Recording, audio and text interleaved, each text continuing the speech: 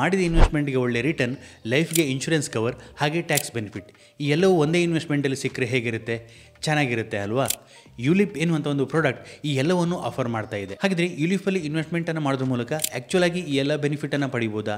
ಇದು mutual ಫಂಡ್ಗಿಂತ better ಆಗಿ ರಿಟರ್ನನ್ನು generate ಮಾಡಿ ಕೊಡುತ್ತಾ? ಇದರ ಅಡ್ವಾಂಟೇಜಸ್ ಏನು, ಡಿಸ್ಅಡ್ವಾಂಟೇಜಸ್ ಏನು, ನಾವು ಯುಲಿಪ್ ಮೇಲೆ ಇನ್ವೆಸ್ಟ್ಮೆಂಟನ್ನು ಮಾಡ್ಬೋದಾ ಅನ್ನೋದನ್ನು ಡೀಟೇಲ್ಡ್ ಆಗಿ ಈ ವಿಡಿಯೋದಲ್ಲಿ ತಿಳ್ಕೊಳ್ಳೋಣ. ಮೊದಲನೇದಾಗಿ ಯುಲಿಪ್ ಅಂದರೆ ಏನು ಅಂತ ತಿಳ್ಕೊಳ್ಳೋಣ. ಯುಲಿಪ್ ಯೂನಿಟ್ ಲಿಂಕ್ಡ್ ಇನ್ಶೂರೆನ್ಸ್ ಪ್ಲ್ಯಾನ್ ಅಂತ ಕರಿತೀವಿ. ಇಲ್ಲಿ ನಮಗೆ ಇನ್ಶೂರೆನ್ಸು ಸಿಗುತ್ತೆ, ಅದೇ ರೀತಿ ನಾವು ಮಾಡಿದಂಥ ಇನ್ವೆಸ್ಟ್ಮೆಂಟ್ಗೆ ಒಂದಷ್ಟು ರಿಟರ್ನ್ ಕೂಡ ಸಿಗುತ್ತೆ. ಇನ್ಶೂರೆನ್ಸ್ ಆಗಿ ಇನ್ವೆಸ್ಟ್ಮೆಂಟ್ ಈ ಎರಡು ಪಾರ್ಟನ್ನು ಒಳಗೊಂಡಿರುವಂಥ ಒಂದು ಪ್ರಾಡಕ್ಟನ್ನು ನಾವು ಯುಲಿಪ್ ಅಂತ ಕರಿತೀವಿ. ಇಲ್ಲಿ ನಾವು ಒಂದಷ್ಟು ಪ್ರೀಮಿಯಮನ್ನು ಪೇ ಮಾಡ್ತೀವಿ. ಈ ಪ್ರೀಮಿಯಮಲ್ಲಿ ಒಂದು ಪಾರ್ಟ್ ಇನ್ಶೂರೆನ್ಸ್ಗೆ ಹೋಗುತ್ತೆ. ನಾರ್ಮಲ್ ಇನ್ಶೂರೆನ್ಸಲ್ಲಿ ಯಾವ ರೀತಿ ಸಮ್ ಅಶ್ಯೂರ್ಡ್ ಇರುತ್ತೆ, ಮೆಚುರಿಟಿ ಪೀರಿಯಡ್ ಇರುತ್ತೆ, ಅದೇ ರೀತಿ ಇಲ್ಲಿಯೂ ಕೂಡ ಒಂದು ಸಮ್ ಅಶ್ಯೂರ್ಡ್ ಇರುತ್ತೆ, ಮೆಚುರಿಟಿ ಪೀರಿಯಡ್ ಅಂತ ಇರುತ್ತೆ. ನಾವು ಪೇ ಮಾಡಿದಂಥ ಪ್ರೀಮಿಯಮಲ್ಲಿ ಒಂದು ಪಾರ್ಟ್ ಈ ಇನ್ಶೂರೆನ್ಸ್ ಪ್ರೀಮಿಯಮ್ಗೆ ಹೋಗುತ್ತೆ, ಅದೇ ರೀತಿ ಇನ್ನೊಂದು ಪಾರ್ಟ್ ಇನ್ವೆಸ್ಟ್ಮೆಂಟ್ಗೆ ಹೋಗುತ್ತೆ. ಇಲ್ಲಿ ಮ್ಯೂಚುವಲ್ ಫಂಡ್, ಬಾಂಡ್ ಹೀಗೆ ಬೇರೆ ಬೇರೆ ಇನ್ವೆಸ್ಟ್ಮೆಂಟ್ ಪ್ರಾಡಕ್ಟ್ ಮೇಲೆ ಇನ್ವೆಸ್ಟ್ಮೆಂಟ್ ಆಗುತ್ತೆ. ನಮಗೆ ಇಲ್ಲಿ ಚೂಸ್ ಮಾಡುವಂಥ ಆಪ್ಷನ್ ಕೂಡ ಸಿಗುತ್ತೆ. ನಾವು ಯಾವ ಪ್ರಾಡಕ್ಟ್ ಮೇಲೆ ಇನ್ವೆಸ್ಟ್ಮೆಂಟನ್ನು ಮಾಡಬೇಕು ಅಂತ ಅದರ ಬೇಸ್ ಮೇಲೆ ನಾವು ಇನ್ವೆಸ್ಟ್ಮೆಂಟನ್ನು ಚೂಸ್ ಮಾಡ್ಕೊಳ್ಬೋದು. ಈಕ್ವಿಟಿ ಇರ್ಬೋದು, ಡೆಟ್ ಇರ್ಬೋದು, ಅವುಗಳ ಮೇಲೆ ನಮ್ಮ ಇನ್ವೆಸ್ಟ್ಮೆಂಟನ್ನು ಇಲ್ಲಿ ಮಾಡ್ಕೊಳ್ಬೋದು. ಸೊ ನಾವು ಪೇ ಮಾಡಿದಂಥ ಪ್ರೀಮಿಯಮ್ ಅಲ್ಲಿ ಒಂದು ಪಾರ್ಟ್ ಇನ್ಶೂರೆನ್ಸ್ಗೆ ಹೋಗುತ್ತೆ, ಇನ್ನೊಂದು ಪಾರ್ಟ್ ಇನ್ವೆಸ್ಟ್ಮೆಂಟ್ಗೆ ಹೋಗುತ್ತೆ. ಹಾಗಾಗಿ ಇದರಲ್ಲಿ ಇನ್ಶೂರೆನ್ಸ್ ಆಗಿ ಇನ್ವೆಸ್ಟ್ಮೆಂಟ್ನ ಎರಡು ಬೆನಿಫಿಟ್ಗಳು ಸಿಗುವಂಥದ್ದು. ನೀವು ಮೇ ಬಿ 5 ವರ್ಷ 10 ವರ್ಷ ಈ ರೀತಿ ಪ್ರೀಮಿಯಮನ್ನು ಪೇ ಮಾಡ್ತಾ ಇರ್ಬೋದು. ಅದೇ ರೀತಿ ನಿಮಗೆ ಈ ಕವರೇಜ್ 10 ವರ್ಷ 15 ವರ್ಷ 20 ವರ್ಷ ಈ ರೀತಿಯ ಕವರೇಜ್ ಸಿಗ್ತಾ ಹೋಗುತ್ತೆ. ಈ ಯುಲಿಪಲ್ಲಿ ಇನ್ವೆಸ್ಟ್ಮೆಂಟ್ ಮಾಡಿದ್ರೆ ಒಂದು ಲಾಕ್ ಇನ್ ಪೀರಿಯಡ್ ಅಂತ ಇರುತ್ತೆ. ಈ ಹಿಂದೆ ಅದು 3 ವರ್ಷ ಇತ್ತು, ಈಗ ಅದು 5 ವರ್ಷ ಆಗಿದೆ. ಮಿನಿಮಮ್ ನಾವು 5 ವರ್ಷ ಇನ್ವೆಸ್ಟ್ಮೆಂಟ್ ಮಾಡಲೇಬೇಕಾಗುತ್ತೆ. 5 ವರ್ಷದಲ್ಲಿ ನಮ್ಮ ಇನ್ವೆಸ್ಟ್ಮೆಂಟನ್ನು ತೆಗಿಲಿಕ್ಕೆ ಬರೋದಿಲ್ಲ. ಸೊ ಇದೊಂದು ಲಾಂಗ್ ಟರ್ಮ್ ಇನ್ವೆಸ್ಟ್ಮೆಂಟ್ನ ಪರ್ಸ್ಪೆಕ್ಟಿವನ್ನು ಇಟ್ಕೊಂಡು ಡಿಸೈನ್ ಮಾಡಿದಂಥ ಒಂದು ಪ್ರಾಡಕ್ಟ್ ಆಗುತ್ತೆ. ಮಿನಿಮಮ್ 5 ವರ್ಷ ಲಾಕ್ ಇನ್ ಪೀರಿಯಡ್ ಇರುತ್ತೆ. ಈ ಯುಲಿಪಲ್ಲಿ ಇನ್ವೆಸ್ಟ್ಮೆಂಟನ್ನು ಮಾಡಲಿಕ್ಕೆ ನಾವು ಒಂದಷ್ಟು ಚಾರ್ಜಸನ್ನು ಪೇ ಮಾಡಬೇಕಾಗತ್ತೆ.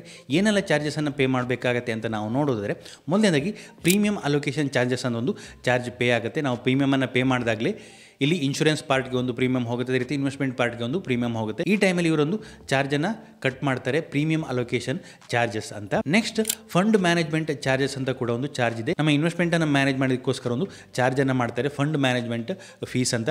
ನಾರ್ಮಲಿ ಮ್ಯೂಚುವಲ್ ಫಂಡಲ್ಲಿ ಹೇಗೆ ಎಕ್ಸ್ಪೆನ್ಸ್ ರೇಷಿಯೋ ಇರುತ್ತೆ, ಅದೇ ರೀತಿ ಇಲ್ಲಿ ಫಂಡ್ ಮ್ಯಾನೇಜ್ಮೆಂಟ್ ಚಾರ್ಜಸ್ ಅಂತ ಇಲ್ಲಿ ಚಾರ್ಜ್ ಮಾಡ್ತಾರೆ. ಇದು 1.35% ಪರ್ ಇಯರ್ಗೆ ಕ್ಯಾಪ್ ಮಾಡಲಾಗಿದೆ. IRDA ಪ್ರಕಾರ ಎನ್ಇವಿಯ 1.35% ಮ್ಯಾಕ್ಸಿಮಮ್ ಆಗಿ ಪರ್ ಇಯರ್ ಇಲ್ಲಿ ಚಾರ್ಜ್ ಮಾಡಬಹುದು. ನೆಕ್ಸ್ಟ್ ಮೋರ್ಟಾಲಿಟಿ ಚಾರ್ಜಸ್ ಎನ್ನುವಂಥ ಒಂದು ಚಾರ್ಜ್ ಇರುವಂಥದ್ದು. ಇದು ನಮ್ಮ ಇನ್ಶೂರೆನ್ಸ್ ಪಾರ್ಟಿ ಏನಿದೆ ಇದನ್ನ ಮ್ಯಾನೇಜ್ ಮಾಡಿದ್ದಕ್ಕೆ ಮಾಡುವಂಥ ಒಂದು ಚಾರ್ಜ್ ಆಗುತ್ತೆ. ಹಾಗೆ ಪಾಲಿಸಿ ಅಡ್ಮಿನಿಸ್ಟ್ರೇಷನ್ ಚಾರ್ಜಸ್ ಅಂತ ಇರ್ಬೋದು, ಅದೇ ರೀತಿ ಫಂಡ್ ಸ್ವಿಚಿಂಗ್ ಚಾರ್ಜಸ್ ಅಂತ ಇರ್ಬೋದು. ಅಂದರೆ ನಮ್ಮ ಇನ್ವೆಸ್ಟ್ಮೆಂಟ್ ಪಾರ್ಟಿಯಲ್ಲಿ ನಮಗೆ ಯಾವುದಾದ್ರೂ ಫಂಡ್ ಅನ್ನು ಚೇಂಜ್ ಮಾಡಬೇಕು ಅಂತಿದ್ರೆ ಅದನ್ನು ಸ್ವಿಚ್ ಮಾಡೋದಕ್ಕೆ ಒಂದಷ್ಟು ಚಾರ್ಜಸ್ ಅಂತ ಇರ್ಬೋದು. ಹಾಗೆ ಸರೆಂಡರ್ ಚಾರ್ಜಸ್ ಅಂತ ಇರ್ಬೋದು. ಮೇ ಬಿ ನಾವು ಪಾಲಿಸಿಯನ್ನು ಬೇಗ ಸರೆಂಡರ್ ಮಾಡಿದರೆ ಅದಕ್ಕೆ ಒಂದಷ್ಟು ಚಾರ್ಜಸ್ ಅಂತ ಇರ್ಬೋದು. ಹೀಗೆ ಒಂದಷ್ಟು ಚಾರ್ಜಸ್ಗಳು ಇರ್ಬೋದು. ಈ ಚಾರ್ಜಸ್ಗಳು ಡಿಪೆಂಡಿಂಗ್ ಆನ್ ದಿ ಕಂಪನಿ, ಒಂದಷ್ಟು ಕೆಲವು ಕಂಪನಿಗಳಲ್ಲಿ ಕೆಲವು ಚಾರ್ಜಸ್ ಇರೋದಿಲ್ಲ, ಕೆಲವು ಕಂಪನಿಗಳಲ್ಲಿ ಕೆಲವು ಚಾರ್ಜಸ್ ಇರುತ್ತೆ.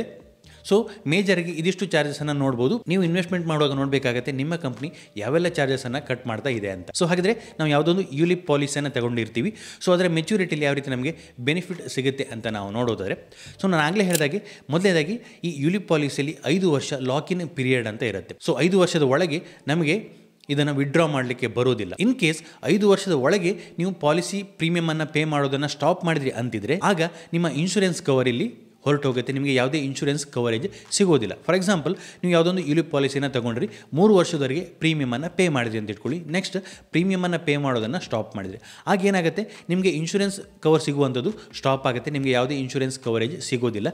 ಅದೇ ರೀತಿ ನೀವು ಮಾಡಿದಂಥ ಇನ್ವೆಸ್ಟ್ಮೆಂಟ್ ಏನಿದೆ, 3 ವರ್ಷದವರೆಗೂ ಮಾಡಿದಂಥ ಪ್ರೀಮಿಯಂ ಪೇಮೆಂಟ್ ಏನಿದೆ, ಸೊ ಇದನ್ನು ನಿಮಗೆ ತೆಗಿಲಿಕ್ಕೆ ಬರೋದಿಲ್ಲ. ಅಟ್ಲೀಸ್ಟ್ ನೀವು 5 ವರ್ಷದವರೆಗೂ ವೆಯ್ಟ್ ಮಾಡಬೇಕಾಗತ್ತೆ.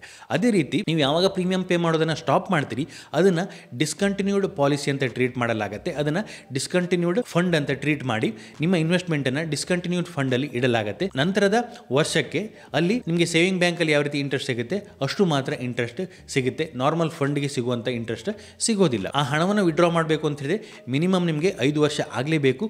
5 ವರ್ಷದ ಒಳಗೆ ನೀವು ಸ್ಟಾಪ್ ಮಾಡಿದ್ರಿ ಅಂತ ಹೇಳಿದ್ರೆ ನಿಮಗೆ ಸರೆಂಡರ್ ವ್ಯಾಲ್ಯೂ ಅಂತ ಒಂದಷ್ಟು ಚಾರ್ಜಸ್ ಕಟ್ ಆಗಬಹುದು. ಅದೇ ರೀತಿ ನಿಮಗೆ ಫಂಡ್ ನ ಬೆನಿಫಿಟ್ ಸಿಗೋದಿಲ್ಲ, ಅದು ಡಿಸ್ಕಂಟಿನ್ಯೂಡ್ ಅಂತ ಆಗುತ್ತೆ. 5 ವರ್ಷದವರೆಗೂ ಅದನ್ನು ವಿಡ್ರಾ ಮಾಡಲಿಕ್ಕೆ ಬರೋದಿಲ್ಲ. ಇದು ಇದರ ಮೇನ್ ಡಿಸ್ಅಡ್ವಾಂಟೇಜ್ ಆಗುತ್ತೆ. ನೀವು ಯಾವಾಗ ಸ್ಟಾಪ್ ಮಾಡ್ತೀರೋ ಆವಾಗ ನಿಮ್ಮ ಇನ್ಶೂರೆನ್ಸ್ ಕವರೇಜ್ ಇಲ್ಲಿ ಹೊರಟೋಗುತ್ತೆ.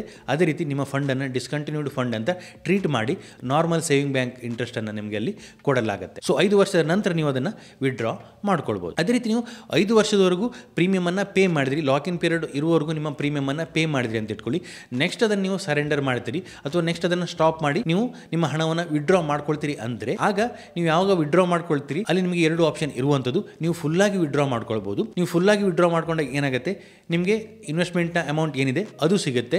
ನೆಕ್ಸ್ಟ್ ಇನ್ಶೂರೆನ್ಸ್ನ ಕವರೇಜ್ ಹೊರಟೋಗುತ್ತೆ. ನೀವು ಯಾವ ದಿನ ವಿಡ್ರಾ ಮಾಡ್ಕೊಳ್ತೀರಿ ಆ ದಿನದಿಂದ ನಿಮಗೆ ಇನ್ಶೂರೆನ್ಸ್ ಕವರೇಜ್ ಸಿಗೋದಿಲ್ಲ. ನಿಮ್ಮ ಪ್ರೀಮಿಯಂ ಏನು ಇನ್ವೆಸ್ಟ್ಮೆಂಟ್ ಆಗಿರುತ್ತೆ ಅದರ ವ್ಯಾಲ್ಯೂ ಏನಿರುತ್ತೆ ಆ ವ್ಯಾಲ್ಯೂ ನಿಮಗೆ ಸಿಗುತ್ತೆ 5 ವರ್ಷದ ನಂತರ ನೀವು ವಿಡ್ರಾ ಮಾಡ್ಕೊಳ್ತೀರಿ ಅಂತ ಹೇಳಿದ್ರೆ, ಫುಲ್ ಆಗಿ ವಿಡ್ರಾ ಮಾಡ್ಕೊಳ್ತೀರಿ ಅಂತ ಹೇಳಿದ್ರೆ. ಕೆಲವೊಂದು ಕಂಪನಿಗಳಲ್ಲಿ ನೀವು ಹಾಫ್ ಅಥವಾ ಒಂದಷ್ಟು ಪರ್ಸೆಂಟೇಜ್ ಅನ್ನು ವಿಡ್ರಾ ಮಾಡ್ಕೊಳ್ಳುವಂತ ಆಪ್ಷನ್ ಇರುತ್ತೆ. ಇಲ್ಲಿ ಏನಾಗುತ್ತೆ, ನೀವು ಒಂದಷ್ಟು ಪರ್ಸೆಂಟೇಜ್ ಅನ್ನು ವಿಡ್ರಾ ಮಾಡಿದ್ರಿ ಅಂತ ಹೇಳಿದ್ರೆ ಅದಕ್ಕೆ ಅನುಗುಣವಾಗಿ ನಿಮಗೆ ಇನ್ಶೂರೆನ್ಸ್ ಕ್ಯಾರಿ ಆಗುತ್ತೆ. ಅಂದ್ರೆ ನಿಮ್ಮ ಸಮ್ ಅಶ್ಯೂರ್ಡ್ ಒಂದಷ್ಟು ಕಡಿಮೆ ಆಗಬಹುದು. ಅದು ನೀವು ಎಷ್ಟು ಪರ್ಸೆಂಟೇಜ್ ವಿಡ್ರಾ ಮಾಡಿದ್ರಿ ಅನ್ನೋದ್ರ ಮೇಲೆ ಡಿಪೆಂಡ್ ಆಗಿ ನಿಮ್ಮ ಇನ್ಶೂರೆನ್ಸ್ ಕವರೇಜ್ ಸಮ್ ಅಶ್ಯೂರ್ಡ್ ಕಡಿಮೆ ಆಗಬಹುದು, ಬಟ್ ನಿಮ್ಮ ಇನ್ಶೂರೆನ್ಸ್ ಕ್ಯಾರಿ ಆಗುತ್ತೆ ನೀವು ಕಂಪ್ಲೀಟ್ಲಿ ವಿಡ್ರಾ ಮಾಡೋವರೆಗೂ. ಈ ರೀತಿ ಆಪ್ಷನ್ ಕೂಡ ಕೆಲವೊಂದು ಕಂಪನಿಗಳು ಕೊಡುವಂಥದ್ದು. So minimum lock in period 5 ವರ್ಷ ಇರುತ್ತೆ. 5 ವರ್ಷದ ನಂತರ ನೀವು ಬೇಕಿದ್ರೆ ಫುಲ್ ಆಗಿ ವಿಡ್ರಾ ಮಾಡ್ಕೊಳ್ಬಹುದು. ಅದೇ ರೀತಿ ಇನ್ ಕೇಸ್ ಪಾಲಿಸಿ ಹೋಲ್ಡರ್ ಏನಾದರೂ ಡೆತ್ ಆದರೆ ಸೊ ಆವಾಗ ಏನಾಗುತ್ತೆ, ಇಲ್ಲಿ 2 ರೀತಿಯ ಪಾಲಿಸಿಯನ್ನು ನಾವು ನೋಡ್ಬೋದು, ಟೈಪ್ 1 ಹಾಗೆ ಟೈಪ್ 2 ಅಂತ. ಟೈಪ್ 1ನಲ್ಲಿ ಸಮ್ ಅಶ್ಯೂರ್ಡ್ ಅಥವಾ ಫಂಡ್ ವ್ಯಾಲ್ಯೂ ಇದರಲ್ಲಿ ಯಾವುದು ಹೆಚ್ಚಿದೆ ಅಂತ ನೋಡಿ ಅದನ್ನು ಕೊಡ್ತಾರೆ. ಯಾವ ಟೈಮಲ್ಲಿ ಪಾಲಿಸಿ ಹೋಲ್ಡರ್ ಡೆತ್ ಆಗ್ತಾರೆ ಆ ಟೈಮಲ್ಲಿ ಸಮ್ ಅಶ್ಯೂರ್ಡ್ ಜಾಸ್ತಿ ಇದೆಯಾ ಅಥವಾ ನಮ್ಮ ಫಂಡ್ ವ್ಯಾಲ್ಯೂ ಜಾಸ್ತಿ ಇದೆಯಾ ಇದನ್ನು ನೋಡ್ತಾರೆ. ಇದರಲ್ಲಿ ಯಾವುದು ಜಾಸ್ತಿ ಇದೆ ಅದನ್ನು ನಾಮಿನಿಗೆ ಪೇ ಮಾಡ್ತಾರೆ. For example sum assured 10 lakh ಇತ್ತು ಅಂತ ಇಟ್ಕೊಳ್ಳಿ. ಆ ಫಂಡ್ ವ್ಯಾಲ್ಯೂ ನೀವು ಪೇ ಮಾಡಿದಂಥ ಪ್ರೀಮಿಯಂ ಒಂದಷ್ಟು ಇನ್ವೆಸ್ಟ್ಮೆಂಟ್ ಆಗುತ್ತೆ. ಆ ಇನ್ವೆಸ್ಟ್ಮೆಂಟ್ನ ಫಂಡ್ ವ್ಯಾಲ್ಯೂ ಕೇವಲ 5 ಲಕ್ಷ ಇತ್ತು ಅಂತ ಇಟ್ಕೊಳ್ಳಿ. ಆಗ ಏನಾಗುತ್ತೆ, ಇಲ್ಲಿ ಸಮ್ ಅಶ್ಯೂರ್ಡ್ ಜಾಸ್ತಿ ಇದೆ. ಸೊ ಆ ರೀಸನ್ ಇಂದ ಸಮ್ ಅಶ್ಯೂರ್ಡ್ ಅನ್ನ ಪೇ ಮಾಡ್ತಾರೆ. ಟೈಪ್ 2 ಪಾಲಿಸಿ ಅಂತ ಇದೆ. ಇಲ್ಲಿ ಏನಾಗುತ್ತೆ, ಸಮ್ ಅಶ್ಯೂರ್ಡ್ ಹಾಗೆ ಫಂಡ್ ವ್ಯಾಲ್ಯೂ ಏನಿದೆ ಇದು ಎರಡನ್ನು ಪೇ ಮಾಡುವಂತ ಒಂದು ಆಪ್ಷನ್ ಇರುವಂತದ್ದು. ಇದು ನಾಮಿನಿಗೆ ಪೇ ಆಗುತ್ತೆ in case policy holder death ಆದ್ರು ಅಂತಾದ್ರೆ. ಸೊ ಹಾಗಿದ್ರೆ ನಿಮ್ಮ ಯುಲಿಪ್ ಪಾಲಿಸಿ ಮೆಚೂರ್ ಆದಾಗ ಏನಾಗುತ್ತೆ, ಮೆಚೂರ್ ಆದಾಗ ನಿಮ್ಮ ಫಂಡ್ ವ್ಯಾಲ್ಯೂ ನಿಮಗೆ ರಿಟರ್ನ್ ಸಿಗುತ್ತೆ. ಫಾರ್ ಎಕ್ಸಾಂಪಲ್ ನೀವು 10 ವರ್ಷದ ಮೆಚೂರಿಟಿ ಇರುವಂತ ಒಂದು ಯುಲಿಪ್ ಪಾಲಿಸಿನ ತಗೊಂಡ್ರಿ, 10 ವರ್ಷ ಆಗುತ್ತೆ. 10 ವರ್ಷ ಆದ ನಂತರ ನಿಮ್ಮ ಇನ್ವೆಸ್ಟ್ಮೆಂಟ್ ನ ಫಂಡ್ ವ್ಯಾಲ್ಯೂ ಏನಿದೆ ಅದರ ವ್ಯಾಲ್ಯೂ ನಿಮಗೆ ಸಿಗುತ್ತೆ. ಇಲ್ಲಿ ಇನ್ಶೂರೆನ್ಸ್ಗೆ ಪೇ ಮಾಡಿದಂಥ ಪ್ರೀಮಿಯಂ ಅಮೌಂಟ್ ಇಲ್ಲಿ ಸಿಗೋದಿಲ್ಲ. ನಾರ್ಮಲ್ ಆಗಿ ನೀವು ಮ್ಯೂಚುವಲ್ ಫಂಡ್ಗೆ ಇನ್ವೆಸ್ಟ್ಮೆಂಟ್ ಮಾಡಿದಾಗ ಯಾವ ರೀತಿ ವಿಡ್ರಾ ಮಾಡ್ತೀರಿ, ನಿಮ್ಮ ಮ್ಯೂಚುವಲ್ ಫಂಡ್ನ ಫಂಡ್ ವ್ಯಾಲ್ಯೂ ಯಾವ ರೀತಿ ಇರುತ್ತೆ ಅದೇ ರೀತಿ ಇಲ್ಲಿ ನಿಮ್ಮ ಫಂಡ್ ವ್ಯಾಲ್ಯೂ ಏನಿರುತ್ತೆ ಅದು ಸಿಗುತ್ತೆ ಮೆಚುರಿಟಿ ಆದಾಗ. ಸೊ ಹಾಗೆ ನಾನು ಇಂಟ್ರೊಡಕ್ಷನ್ ಅಲ್ಲೇ ಹೇಳಿದೆ ಟ್ಯಾಕ್ಸ್ ಬೆನಿಫಿಟ್ ಸಿಗುತ್ತೆ ಅಂತ. ಸೊ ಹಾಗಿದ್ರೆ ಯುಲಿಪಲ್ಲಿ ಇನ್ವೆಸ್ಟ್ಮೆಂಟ್ ಮಾಡೋದ್ರ ಮೂಲಕ ಯಾವೆಲ್ಲ ಟ್ಯಾಕ್ಸ್ ಬೆನಿಫಿಟ್ ಸಿಗುತ್ತೆ ಅಂತ ನಾವು ನೋಡೋದಾದ್ರೆ, ಈ ಹಿಂದೆ ಓಲ್ಡ್ ಟ್ಯಾಕ್ಸ್ ರಿಜಿಮ್ ಇದ್ದಾಗ ಸೆಕ್ಷನ್ 80C ಅಲ್ಲಿ ನಾವು ಒಂದಷ್ಟು ಬೆನಿಫಿಟ್ ಅನ್ನ ತೆಗೆದುಕೊಳ್ಬಹುದಿತ್ತು. ಯುಲಿಪ್ಗೆ ಪೇ ಮಾಡಿದಂಥ ಪ್ರೀಮಿಯಂ ಅಲ್ಲಿ ಒಂದಷ್ಟು ಬೆನಿಫಿಟ್ ಅನ್ನ ತೆಗೆದುಕೊಳ್ಬಹುದಿತ್ತು. ಅಪ್ ಟು 1.5 ಲಕ್ಷದವರೆಗೂ 80C ಅಲ್ಲಿ ಡಿಡಕ್ಷನ್ ಅನ್ನ ತೆಗೆದುಕೊಳ್ಬಹುದಿತ್ತು. ಕೇವಲ ಯುಲಿಪ್ಗೆ ಅಂತಲ್ಲ, ಒಂದಷ್ಟು ಇನ್ಶೂರೆನ್ಸ್ ಪ್ರಾಡಕ್ಟ್ಗೂ ಈ 80C ಅಲ್ಲಿ ಡಿಡಕ್ಷನ್ ಅನ್ನ ತೆಗೆದುಕೊಳ್ಬಹುದಿತ್ತು. ಬಟ್ ಈ ನ್ಯೂ ಟ್ಯಾಕ್ಸ್ ರಿಜಿಮ್ ಅಲ್ಲಿ ಈ ಬೆನಿಫಿಟ್ ಅನ್ನ ತೆಗೆದುಕೊಳ್ಳಿಕ್ಕೆ ಆಗೋದಿಲ್ಲ. ಸೊ ಕರೆಂಟ್ಲಿ ನೀವು ನ್ಯೂ ಟ್ಯಾಕ್ಸ್ ರಿಜಿಮ್ ಅಲ್ಲಿ ಟ್ಯಾಕ್ಸ್ ಅನ್ನು ಪೇ ಮಾಡ್ತಾ ಇದ್ದೀರಿ ಅಂತ ಹೇಳಿದ್ರೆ ಈ ಬೆನಿಫಿಟ್ ಅನ್ನು ತೆಗೆದುಕೊಳ್ಳಿಕ್ಕೆ ಆಗೋದಿಲ್ಲ. ಸೊ ಇದರಿಂದಾಗಿ ನಿಮ್ಮ ಇಯರ್ಲಿ ಟ್ಯಾಕ್ಸ್ ಬರ್ಡನ್ ಅನ್ನು ಕಡಿಮೆ ಮಾಡಲಿಕ್ಕೆ ಆಗೋದಿಲ್ಲ ಯುಲಿಪಲ್ಲಿ ಇನ್ವೆಸ್ಟ್ಮೆಂಟ್ ಮಾಡೋದ್ರ ಮೂಲಕ. ಈ ಹಿಂದೆ ಏನಾಗ್ತಿತ್ತು, ನಮ್ಮ ಇಯರ್ಲಿ ಟ್ಯಾಕ್ಸ್ ಬೆನಿಫಿಟ್ ಅನ್ನು ಕಡಿಮೆ ಮಾಡಲಿಕ್ಕೋಸ್ಕರ ನಾವು ಯುಲಿಪಲ್ಲಿ ಇನ್ವೆಸ್ಟ್ಮೆಂಟ್ ಮಾಡಿದ್ರೆ ಅದು ಸಾಧ್ಯ ಆಗ್ತಿತ್ತು. ಒಂದಷ್ಟು ಇನ್ಶೂರೆನ್ಸ್ ಕವರೇಜ್ ಸಿಗ್ತಾ ಇತ್ತು, ಹಾಗೆ ಇನ್ವೆಸ್ಟ್ಮೆಂಟ್ ಒಂದಷ್ಟು ಬೆನಿಫಿಟ್ ಸಿಗ್ತಾ ಇತ್ತು. ಸೊ ಆ ರೀಸನ್ ಇಂದ ಯುಲಿಪಲ್ಲಿ ಇನ್ವೆಸ್ಟ್ಮೆಂಟ್ ಅನ್ನು ಮಾಡಿ ನಮ್ಮ ಇಯರ್ಲಿ ಟ್ಯಾಕ್ಸ್ ಬರ್ಡನ್ ಅನ್ನು ಕಡಿಮೆ ಮಾಡಲಿಕ್ಕೆ ಸಾಧ್ಯ ಆಗ್ತಿತ್ತು. ಬಟ್ ನ್ಯೂ ಟ್ಯಾಕ್ಸ್ ರಿಜಿಮ್ ಅಲ್ಲಿ ಈ ಆಪ್ಷನ್ ಇರೋದಿಲ್ಲ. ಬಟ್ ನ್ಯೂ ಟ್ಯಾಕ್ಸ್ ರಿಜಿಮ್ ಅಲ್ಲಿ ನಾವು ಯುಲಿಪಲ್ಲಿ ಇನ್ವೆಸ್ಟ್ಮೆಂಟ್ ಮಾಡಿ ಬಂದಂತ ರಿಟರ್ನ್ ಏನಿದೆ ಅದಕ್ಕೆ ಒಂದಷ್ಟು ಬೆನಿಫಿಟ್ ಸಿಗುತ್ತೆ. ಓಲ್ಡ್ ಟ್ಯಾಕ್ಸ್ ರಿಜಿಮಲ್ಲಿ ಯಾವ ರೀತಿ ಸಿಗ್ತಾ ಇತ್ತು ಅದೇ ರೀತಿ ಒಂದಷ್ಟು ಬೆನಿಫಿಟ್ ಸಿಗುತ್ತೆ. ಸೊ ಹಾಗಿದ್ರೆ ನ್ಯೂ ಟ್ಯಾಕ್ಸ್ ರಿಜಿಮಲ್ಲಿ ಯಾವ ರೀತಿ ಬೆನಿಫಿಟ್ ಸಿಗುತ್ತೆ, ಇನ್ ಕೇಸ್ ನಿಮ್ಮ ಯುಲಿಪ್ನ ಆ್ಯನ್ಯುವಲ್ ಪ್ರೀಮಿಯಂ ಏನಿದೆ 2.5 ಲಕ್ಷಕ್ಕಿಂತ ಕಡಿಮೆ ಇತ್ತು ಅಂತ ಹೇಳಿದ್ರೆ ಆಗ ನೀವು ಯುಲಿಪಲ್ಲಿ ಇನ್ವೆಸ್ಟ್ಮೆಂಟ್ ಮಾಡಿ ಬಂದ ರಿಟರ್ನ್ ಏನಿದೆ ಅದಕ್ಕೆ ಯಾವುದೇ ಟ್ಯಾಕ್ಸ್ ಇಲ್ಲ, ಅದು ಕಂಪ್ಲೀಟ್ ಆಗಿ ಟ್ಯಾಕ್ಸ್ ಫ್ರೀ ಆಗುತ್ತೆ. ಇನ್ ಕೇಸ್ ನಿಮ್ಮ ಯುಲಿಪ್ನ ಪ್ರೀಮಿಯಂ ಪೇಮೆಂಟ್ 2.5 ಲಕ್ಷಕ್ಕಿಂತ ಜಾಸ್ತಿ ಇತ್ತು ಅಂತ ಹೇಳಿದ್ರೆ ಆಗ ಅದನ್ನು ಲಾಂಗ್ ಟರ್ಮ್ ಕ್ಯಾಪಿಟಲ್ ಗೈನ್ ಅಂತ ಟ್ರೀಟ್ ಮಾಡಲಾಗುತ್ತೆ. ನೀವು 2 ಲಕ್ಷಕ್ಕಿಂತ ಜಾಸ್ತಿ ಪ್ರೀಮಿಯಮ್ ಅನ್ನು ಪೇ ಮಾಡ್ತಾ ಇದ್ರಿ ಪ್ರತಿ ವರ್ಷ, ನಿಮಗೆ ಅದು ಮೆಚುರಿಟಿ ಆದಾಗ ಒಂದಷ್ಟು ಅಮೌಂಟ್ ಸಿಗುತ್ತೆ.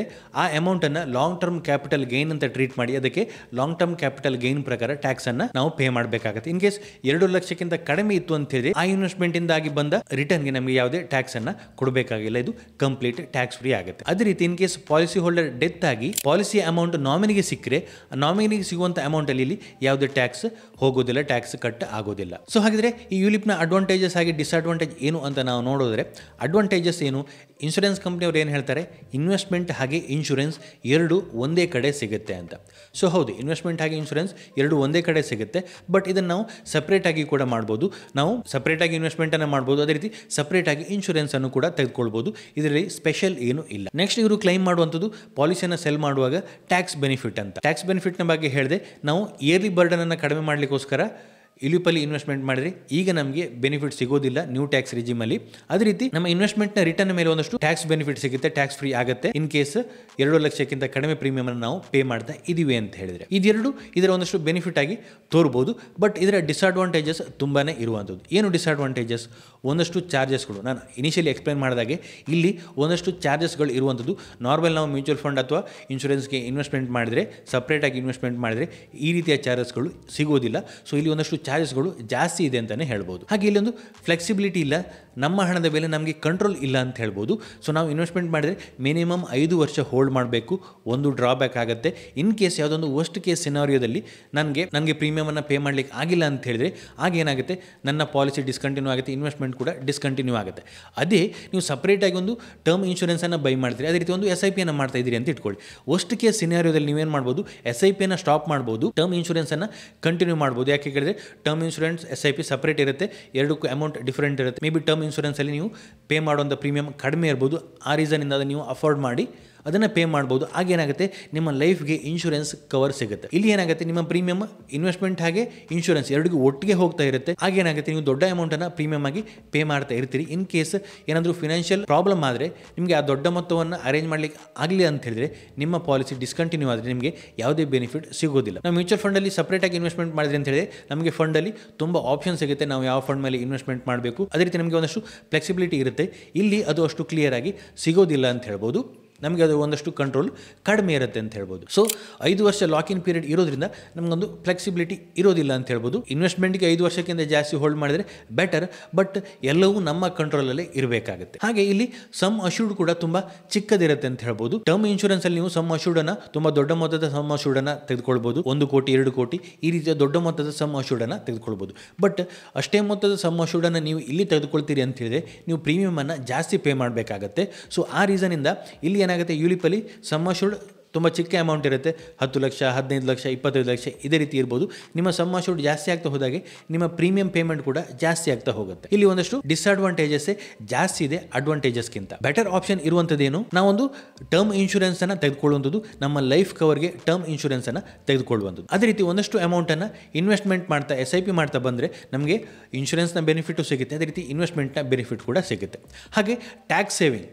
ಸೊ ಯಾವತ್ತೋ ಒಂದು ದಿನ ಟ್ಯಾಕ್ಸನ್ನು ಸೇವ್ ಮಾಡುವ ಪರ್ಪಸ್ಸಿಂದ ನಾವು ಇವತ್ತು ಯುಲಿಪ್ ಮೇಲೆ ಇನ್ವೆಸ್ಟ್ಮೆಂಟ್ ಮಾಡಿರೋದು ಮೇ ಬಿ ಬೆಟರ್ ಇನ್ವೆಸ್ಟ್ಮೆಂಟ್ ಆಗದಿರ್ಬೋದು. ಮುಂದಿನ ದಿನಗಳಲ್ಲಿ ಯಾವ ರೀತಿ ಟ್ಯಾಕ್ಸ್ ರೇಟ್ ಇರುತ್ತೆ ಅನ್ನೋದು ಗೊತ್ತಿಲ್ಲ. ನಾವು ಇವತ್ತು ಯುಲಿಪನ್ನು ಪರ್ಚೇಸ್ ಮಾಡಿದ್ರೆ ನೆಕ್ಸ್ಟ್ ನಮಗೆ ಟ್ಯಾಕ್ಸ್ ಬೆನಿಫಿಟ್ ಸಿಗೋದು ಯಾವಾಗ, ಆ ಯುಲಿಪನ್ನು ನಾವು ಸೇಲ್ ಮಾಡಿದಾಗ ಅಥವಾ ಆ ಯುಲಿಪ್ ಮೆಚೂರ್ ಆದಾಗ ನಮಗೆ ಟ್ಯಾಕ್ಸ್ ಬೆನಿಫಿಟ್ ಸಿಗುತ್ತೆ. ಸೊ ಮುಂದೊಂದು ದಿನ ಒಂದು ಟ್ಯಾಕ್ಸ್ ಬೆನಿಫಿಟ್ ಸಿಗುತ್ತೆ ಎನ್ನುವ ದೃಷ್ಟಿಯಿಂದ ಇವತ್ತು ನಮಗೆ ಟರ್ಮ್ ಇನ್ಶೂರೆನ್ಸ್ ಆಗಿ ಮ್ಯೂಚುವಲ್ ಫಂಡಲ್ಲಿ ಸಿಗುವಂಥ ಬೆನಿಫಿಟನ್ನು ಮಿಸ್ ಮಾಡ್ಕೊಂಡಿರೋದು ಬೆಟರ್ ಅಲ್ಲ ಅಂತ ಹೇಳ್ಬೋದು. ಯಾಕೆ ಹೇಳಿದ್ರೆ ಟರ್ಮ್ ಇನ್ಶೂರೆನ್ಸಲ್ಲಿ ನಮ್ಮ ಸಮ್ ಅಶ್ಯೂರ್ಡ್ ತುಂಬ ದೊಡ್ಡದಾದ ಅಮೌಂಟ್ ಇರುತ್ತೆ. ಇನ್ ಕೇಸ್ ಪಾಲಿಸಿ ಹೋಲ್ಡರ್ಗೆ ಅಲ್ಲಿ ಏನಾದರೂ ಪ್ರಾಬ್ಲಮ್ ಆಯಿತು ಅಂತ ಹೇಳಿದ್ರೆ ಆ ಮೊತ್ತ ನಾಮಿನಿಗೆ ಸಿಗುತ್ತೆ, ದೊಡ್ಡ ಮೊತ್ತದ ಅಮೌಂಟ್ ನಾಮಿನಿಗೆ ಇಲ್ಲಿ ಟರ್ಮ್ ಇನ್ಶೂರೆನ್ಸ್ ಅಲ್ಲಿ ಸಿಗುತ್ತೆ. ಯುಲಿಪಲ್ಲಿ ಅಷ್ಟು ದೊಡ್ಡ ಮೊತ್ತದ ಸಮ್ ಅಶ್ಯೂರ್ಡ್ ಅನ್ನ ಪಡ್ಕೊಳ್ಬೇಕು ಅಂತ ಹೇಳಿದ್ರೆ ಪ್ರೀಮಿಯಂ ಅನ್ನು ಕೂಡ ಜಾಸ್ತಿ ಪೇ ಮಾಡಬೇಕಾಗುತ್ತೆ. ಸೊ ಬೆಟರ್ ಇರುವಂಥದ್ದು ಒಂದು ಟರ್ಮ್ ಇನ್ಶೂರೆನ್ಸ್ ಹಾಗೆ ಮ್ಯೂಚುವಲ್ ಫಂಡಲ್ಲಿ ಇನ್ವೆಸ್ಟ್ಮೆಂಟ್ ಅನ್ನು ಮಾಡುವಂಥದ್ದು. ಸೊ ಇದರಿಂದಾಗಿ ನಾವು ಬೆಟರ್ ಆಗಿ ಯುಲಿಪ್ಗಿಂತ ರಿಟರ್ನ್ ಅನ್ನು ಬೆಟರ್ ಆಗಿ ಜನರೇಟ್ ಮಾಡ್ಬೋದು, ಬೆಟರ್ ಆಗಿ ಬೆನಿಫಿಟ್ ಅನ್ನು ಕೂಡ ಪಡಿಬಹುದು. ಇದಿಷ್ಟು ಈ ವಿಡಿಯೋದಲ್ಲಿ. ನಿಮ್ಗೆ ಏನಾದರೂ ಈ ವಿಡಿಯೋ ಇಷ್ಟ ಆಯಿತು ಅಂದರೆ ಲೈಕ್ ಮಾಡಿ, ಅದೇ ರೀತಿ ಮುಂದೆ ಯಾವ ಇನ್ವೆಸ್ಟ್ಮೆಂಟ್ ಪ್ರಾಡಕ್ಟ್ನ ಬಗ್ಗೆ ವಿಡಿಯೋ ಬೇಕು ಅಂತ ಕಮೆಂಟ್ ಮಾಡಿ.